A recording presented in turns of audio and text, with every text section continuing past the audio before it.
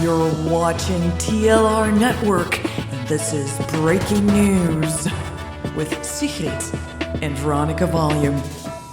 This is Veronica Volume from a mysterious alley in the audio universe, and we're standing here after an anonymous source sent in a tip about the possible location of the Bells and Whistles Theater, and we've been keeping an eye on this place ever since we got that tip. And we have seen some activity there by the door, some measurements were taken, but we cannot confirm at this time that this will be the actual location of the Bells and Whistles Theater. Again, we know that the theater will open soon and that there will be 100 seats available. So we're not expecting a massive crowd for that opening, but we assume there will be important guests. So we are ready to stay here, keep an eye out for you, and as soon as we have more to report on that location of the Bells and Whistles Theater and its possible opening in the coming days, we will let you know. Back to the studio.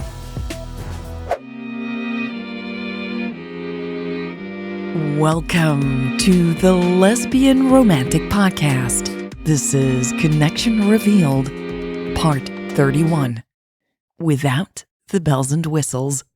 Quick reminder, from now on, the episodes on this free feed not all of them will be fully produced with music and sound effects anymore. That is now a theater exclusive. So if you would like to hear these stories as they were intended to be heard, go to patreon.com/lesbianromantic and become part of the Bells and Whistles Theater. Enjoy the episode. September 23rd, 2063. San Francisco. Fire Blue Territory. North American Province. 6:45 a.m. Local time.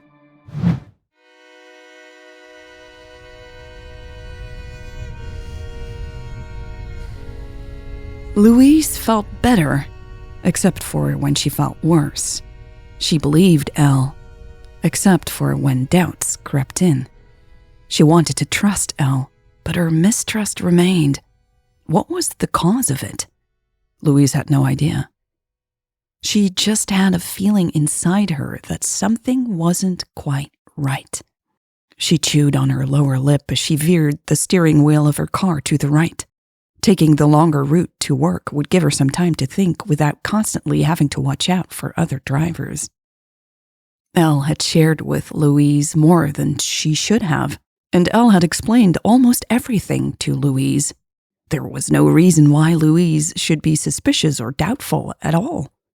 Yet, despite her best efforts, uncertainty and doubt lingered. The global scientist had been at the residence in the middle of the night because she had offered to share very sensitive information. Elle had brought her there so that almost no one would know. Elle no longer trusted most of the people around her. Yes, everything Elle had said was plausible. Louise still didn't like it. She knew Elle sometimes made seemingly irrational decisions, going against everyone's advice. At times, it made her an exceptionally passionate and effective leader. Other times, though, Elle got herself into a lot of trouble. Whenever she did, it was because she cared too much about something that others could just dismiss. Elle found it hard to let go once she had chosen a direction. It's what Louise loved about her, yet it was simultaneously what scared her. If Elle hadn't taken steps that were completely irrational at the time, then they wouldn't be together now, and this always made Louise feel special. Except now, Elle was risking everything again. Only this time, none of it had to do with Louise. This unsettled Louise in a way she found hard to even admit to herself. It made her feel small and insecure, as if she were jealous. A car passed her on the opposite side of the long, curling road and flashed its lights. Louise blinked, pulled from her thoughts. She quickly assessed the situation and her surroundings. What was the other driver warning her about? Trees and rocks flew by too fast, and she glanced at the dashboard. She was driving over the speed limit. Louise's heart skipped a beat, and she gently pressed down on the brake. She needed to slow down and calm down. Jealousy. Was that what she was feeling? Louise frowned. She didn't like to think of herself as a jealous person at all. She had worked hard not to feel insecure around Elle, which honestly could be very challenging. Elle had so much charisma and was famous around the globe. Surely there were plenty of women who'd love to be with her. Men too, of course, but those would never be a threat. Neither had the women, Elle had always told her.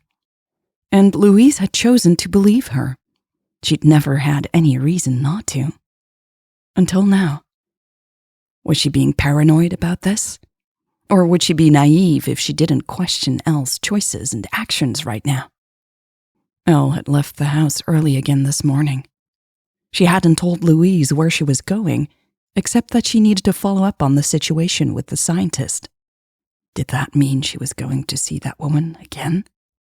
Louise wished she could talk to a friend, but she couldn't. The people she worked with could never be her friends in that way. And she didn't know many other people in Fire Blue territory. She'd always thought she didn't need to. Louise shifted gears as she took in a deep breath.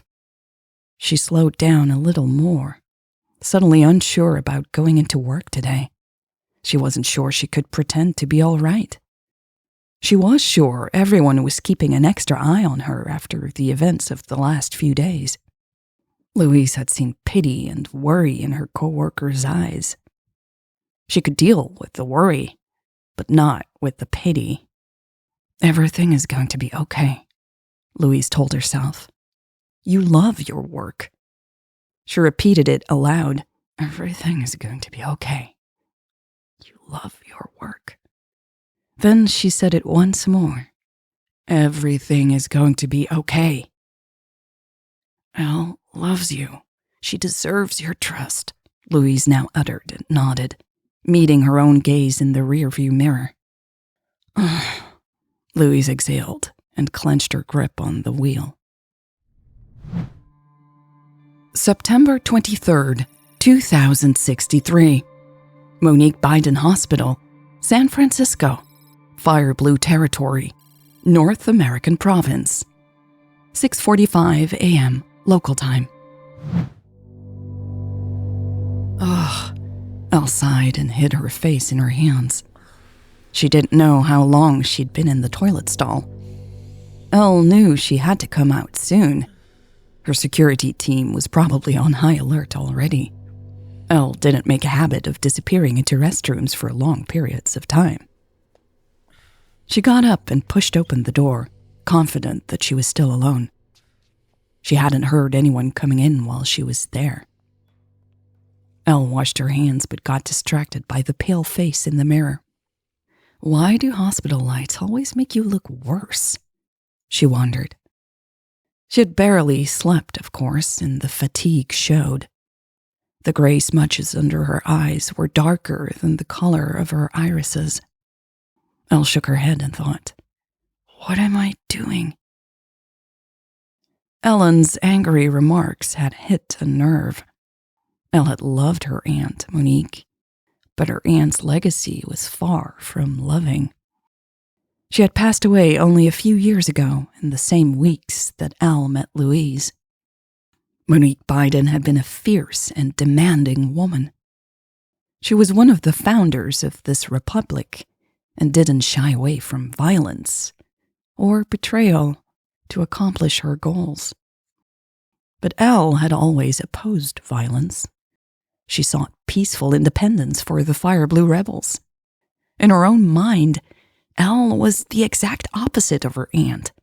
So why would Ellen accuse her of being like Monique? She peered hard at herself in the mirror once again, trying to see what Ellen saw. Apart from the gray eyes, Elle saw no resemblance with Monique Biden. Maybe, in a few days, She could tell Louise everything, and Louise could help her understand. Elle ran a hand through her curly hair, readying herself to go back outside. She needed to confront Michelle Becker and the scientist. It was time to put her plan into action. There would be no way back after this, and Louise might never forgive her, but it was the only way out that Elle could think of at this point. She would finally rip the bandage off.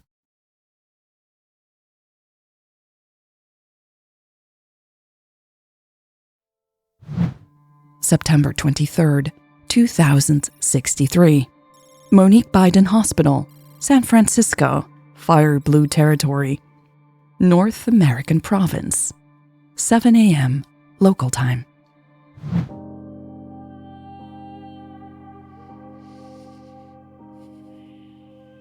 Jade was certain she had pushed things too far, asking Michelle all these questions. But she wanted to know more. She needed to know more. Jade felt too much too soon for Michelle not to know more about her. A strange emotion was gripping her chest, making it feel tight and filled with a restless energy she was unfamiliar with. She had opened the door of her heart, and her heart was not pleased with how exposed it was. "Why do you wear a wedding ring?"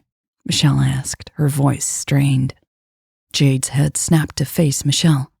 She was aware that Michelle was trying to avoid answering her question about Louise, but she was also completely taken aback. Why was Michelle asking this now? It couldn't be a coincidence. She should have removed Reed's ring long ago. Jade had placed it in a box a couple of years previously, but then had missed it intensely and put it back on. After that, Jade had just grown accustomed to the ring, forgetting about what it had meant for the most part. She thought she could take it off now, since she rarely thought about Reed any longer. But Jade had vowed to herself never to tell anyone about her, especially not someone from the army. The stakes were still too high even now. "You can tell me if you're married," Michelle persisted. Jade looked into Michelle's blue eyes. There was anguish in the darkest depths of Michelle's irises. "You think I'd cheat on someone?" Jade asked. Michelle blinked. "I'm not judging you if," she said slowly, but then stopped. Jade tilted her head, unsure what to think. Was Michelle being kind to her by being forgiving even if Jade was cheating? Or was Michelle showing her true colors, making no problem of cheating in a relationship? "I'd never cheat," Jade said slowly, looking at Michelle with distrust. "Would you?" "No," Michelle immediately said, shaking her head. "Why would I do that? Too messy. I'd just break up first." Jade narrowed her eyes. "But you wouldn't mind if I were married and cheated?" Michelle's lips parted. Jade watched her think, blue eyes moving to the left and then to the right. Finally, Michelle took in a deep breath before saying, "I actually would mind." "Okay," Jade said quietly. "Okay," she repeated in an attempt to calm herself down. "I didn't mind in the past," Michelle added, now averting her gaze again as if she was embarrassed. "I figured it wasn't up to me to police other people's relationships. I've slept with people whom I knew were married." Jade frowned, considering that. "But it's different with you," Michelle continued. Her voice sounded so fragile all of a sudden, and Jade studied her face again.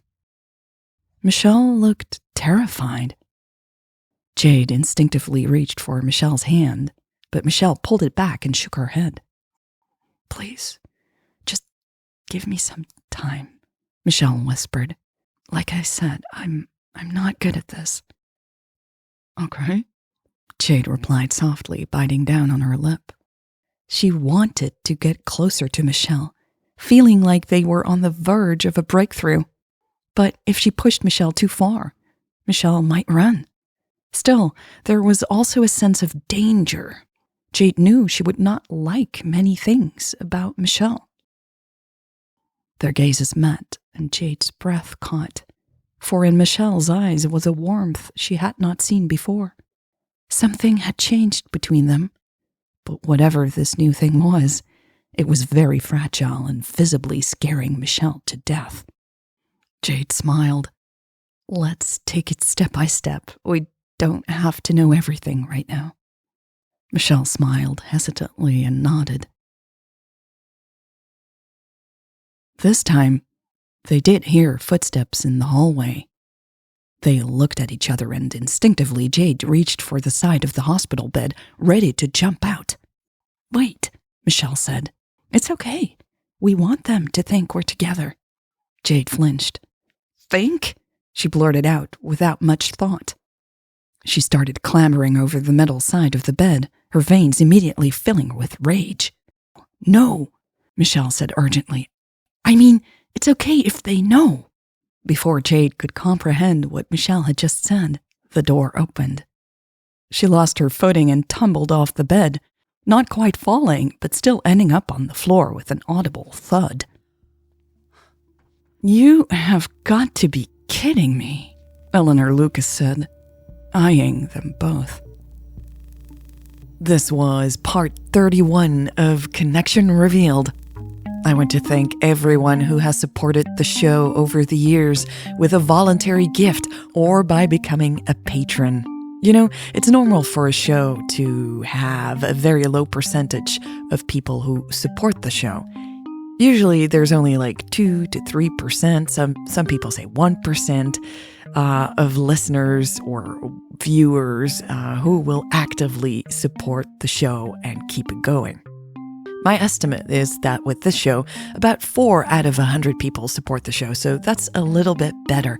And I want to thank those 4 people from the bottom of my heart, because you are the ones who have kept me around for such a long time. Thank you so much. All right, I believe there is some more news from that mysterious alley in the audio universe. I'm going to go back to Veronica Volume. Veronica, are you there? Yes, Sigrid, some breaking news. We can confirm that this is the actual location of the Bells and Whistles Theater. Why do we know this? They just put up the commemorative plaque at the entrance of the theater, so now we can confirm that it exists and that it is here and that it will be here for its 100 members from now on. All we have to do is wait for that official opening, and we do hope to see some special guests. I was talking to a neighbor around here, and she said she did see some cars stopping, some people entering the building earlier today and yesterday, and some of those people did match our description of some famous people from the Lesbian Romantic podcast. So we're very much looking forward to seeing if they will be a guest at the opening of the theater. That is all, Sigrid. Thank you so much, Veronica.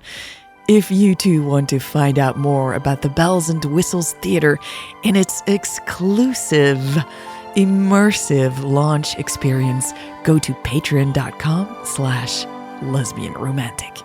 That is all for this episode. I will see you again soon.